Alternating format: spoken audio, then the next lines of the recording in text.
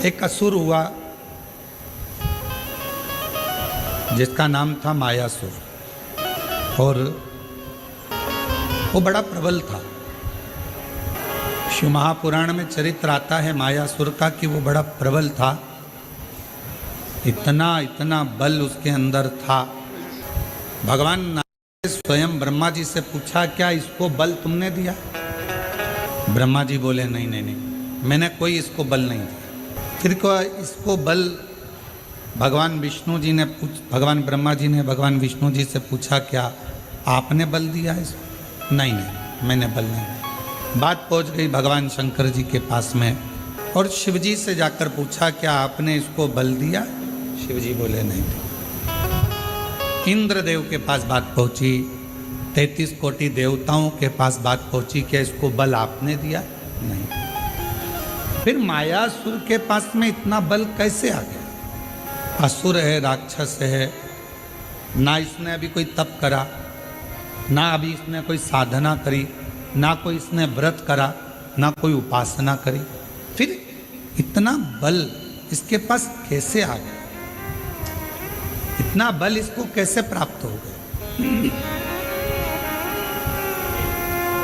तब सारे देवता आश्चर्य में पड़ गए कि इसके अंदर इतनी एनर्जी, इतना बल इसके अंदर कहां से आ सकता? आया कहां से?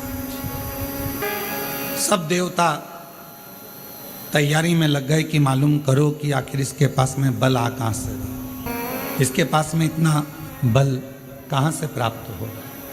सारे देवता सब तैयारी में लग गए, मालूम करो कि इस मायासुर के पास बल कहां से प्राप्त होगा।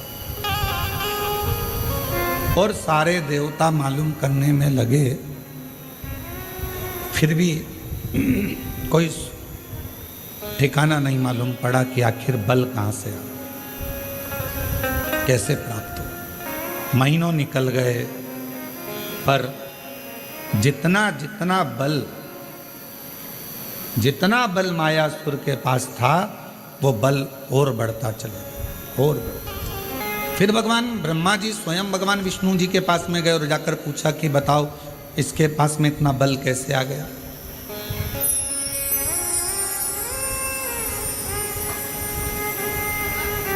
इतना बल इसके पास प्राप्त कैसे हो रहा?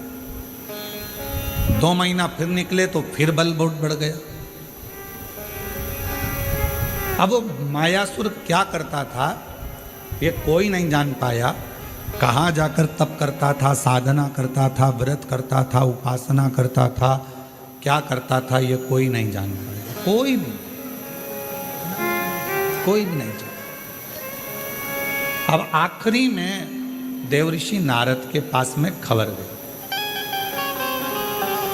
देवऋषि नारद से पूछा कि आप बताओ कि मायासुर कहाँ जाता? मायासुर को जानने के लिए नारद जी ने अपने गुप्तचर लगाए, स्वयं नारद जी जाते रहे पता करने के लिए कि मायासुर ना तो ब्रह्मा जी का भजन कर रहा है, ना भगवान शिव का भजन कर रहा है, ना भगवान विष्णु का भजन कर रहा है, ना इंद्र का भजन कर रहा है, ना किसी देवता का भजन कर रहा है। फिर इसके पास में इतना इतना बल बढ़ कैसे रहा,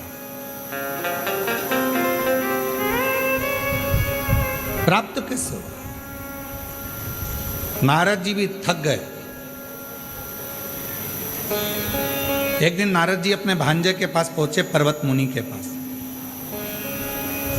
और नारद जी अपने भांजे के पास बैठकर बात कर रहे थे कि मायासुर के पास ना जाने कहां से बल आ रहा है, और वो बल के ऊपर इतना उसको कि जो चाहे वो काम कर लेता। कोई देवता से बल नहीं मांगा उसने, किसी देवता से वर नहीं मांगा, ना बल मांगा, ना देवता से वो वर मांग रहा है, ना बल मांग रहा है, पर उसके पास इतना बल कहां से आ रहा है ये समझ में। किसी ना किसी का तो सपोर्ट है। आप में से कोई व्यक्ति बहुत अकड़ कर बोले, बहुत चिल्ला कर बोले, बहुत अकड़ कर बोले, तो किसी ना किसी का तो सपोर्ट है।